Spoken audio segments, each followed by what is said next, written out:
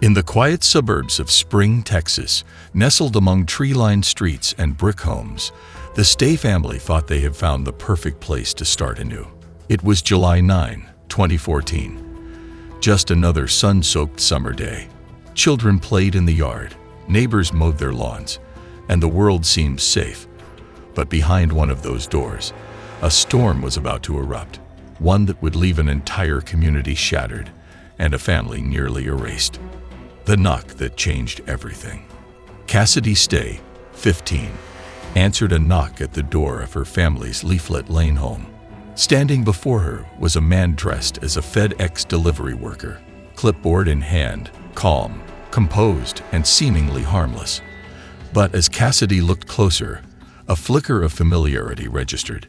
She couldn't quite place him until he dropped the charade. The man was Ronald Lee Haskell, her uncle by marriage, her mother's sister's ex-husband. After Cassidy informed him her parents weren't home, he left. But minutes later, he returned. No longer pretending, no longer hiding his true intent. Haskell forced his way into the home, quickly binding Cassidy, tying her up, and making her lie face down. But this was just the beginning of his gruesome plan. A house of horror. One by one, members of the Stay family returned home. Stephen Stay, 39, and his wife Katie, 33, along with their 4 children.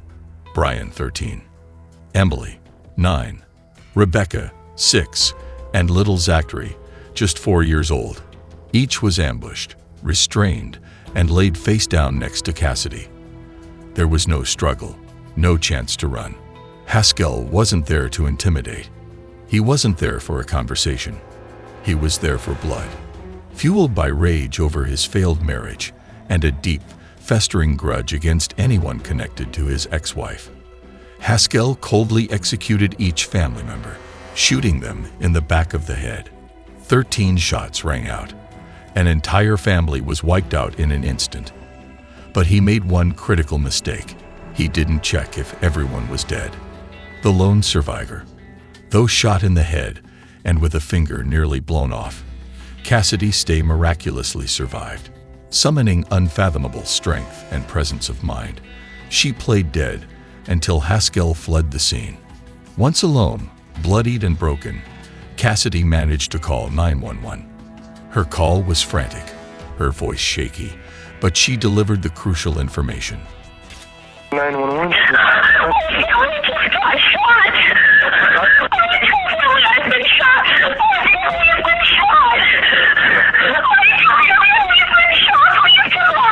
What is your name? Cassidy Stay. Her attacker's name, his identity, and his next possible target. Other members of the extended family. Cassidy's heroism set off a massive manhunt, preventing Haskell from claiming even more victims. The pursuit.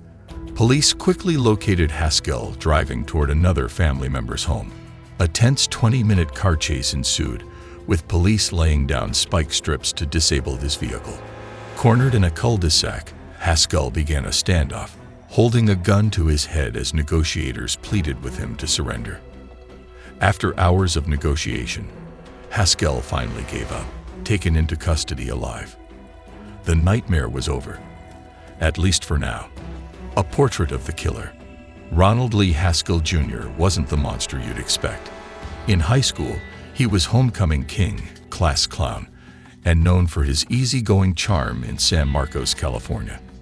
But behind closed doors, darkness festered. His marriage to Melanie Leon deteriorated as controlling and abusive behavior escalated. In 2008, while living in Utah, Haskell was arrested for dragging Melanie out of bed by her hair and striking her in front of their children. Though charged, he ultimately pleaded guilty only to simple assault. The more serious domestic violence charges were dropped. Melanie eventually fled the marriage entirely, moving to Texas for a fresh start, supported by her sister Katie Stay. This act of defiance ignited Haskell's wrath. He blamed Melanie, her family, and anyone who helped her escape him. His rage metastasized into an elaborate, deadly plan. In the weeks leading up to the massacre, Haskell's own mother sought a restraining order after he attacked and duct-taped her during a terrifying 4-hour ordeal. Despite the clear warning signs, authorities couldn't locate him before it was too late. The trial and verdict.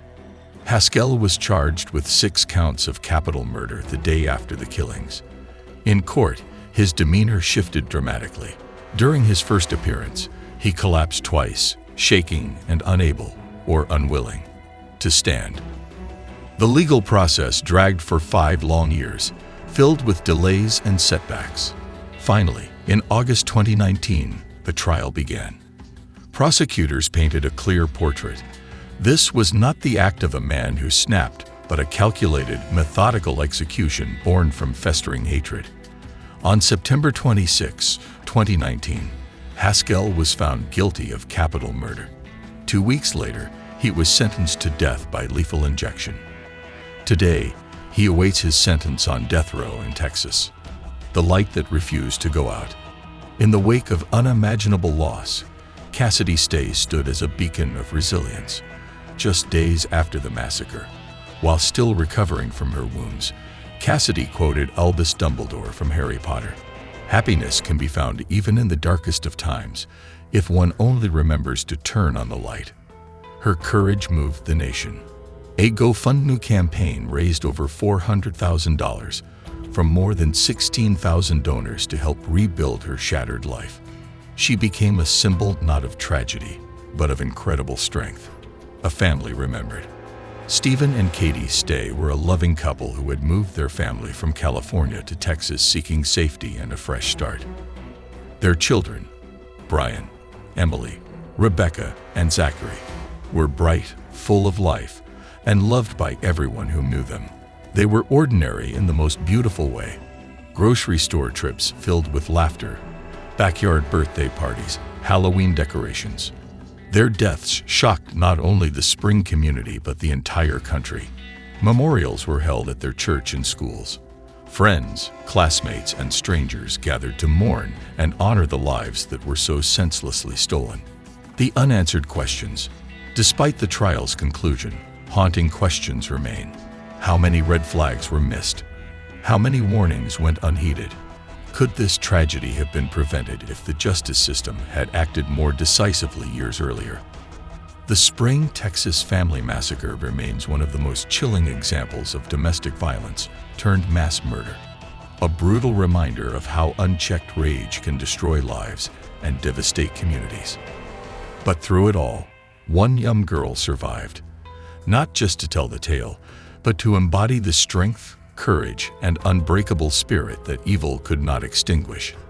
If you found this story compelling and want to see more in-depth true crime documentaries like this one, make sure to hit that like button, subscribe to the channel, and turn on notifications so you never miss a new upload. Thank you for watching. And remember, stay safe, stay aware, and stay informed.